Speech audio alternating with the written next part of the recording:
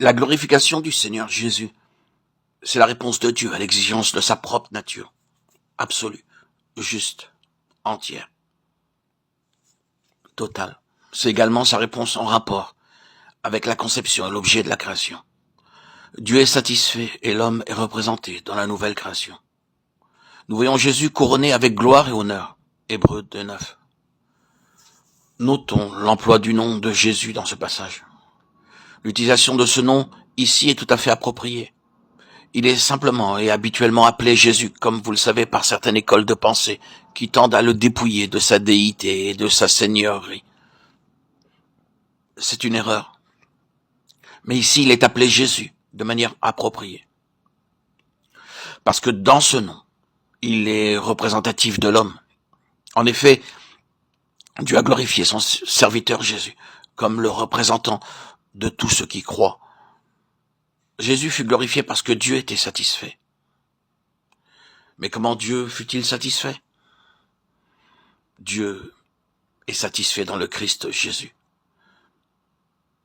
Comment était-il possible pour Dieu de dire « Celui-ci est mon fils bien-aimé, en qui j'ai trouvé mon plaisir » Matthieu 3,17, signifiant que Dieu était pleinement, complètement, absolument satisfait. Au Jourdain, le Seigneur Jésus, passant de la vie privée vers la vie publique et endossant le véritable ministère pour lequel il était venu, dans le sens de la rédemption, reconnaissait de manière figurative que la croix était fondamentale pour tout cela, et que tout jaillirait de là. Ainsi, alors Jésus vint au Jourdain vers Jean pour être baptisé par lui.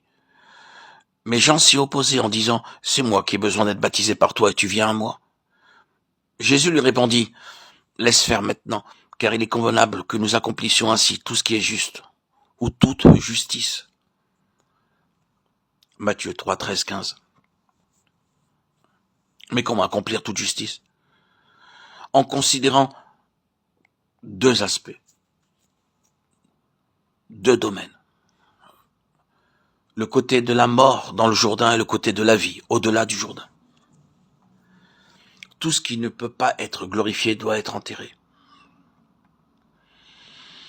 Cela doit être mis hors de la vue de Dieu. C'est une loi établie une fois pour toutes, c'est-à-dire que tout ce qui n'est pas juste et en harmonie avec la nature même de Dieu doit être enseveli.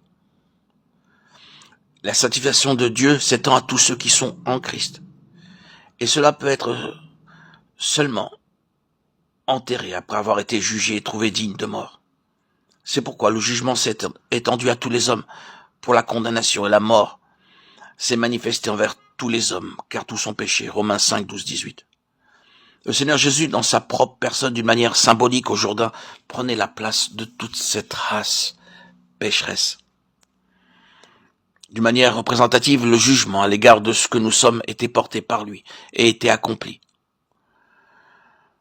Ce n'était pas simplement le jugement de choses que nous faisons ou que nous faisons pas, et que les hommes considèrent souvent comme n'étant pas vertueuses, mais le jugement sur ce que nous sommes.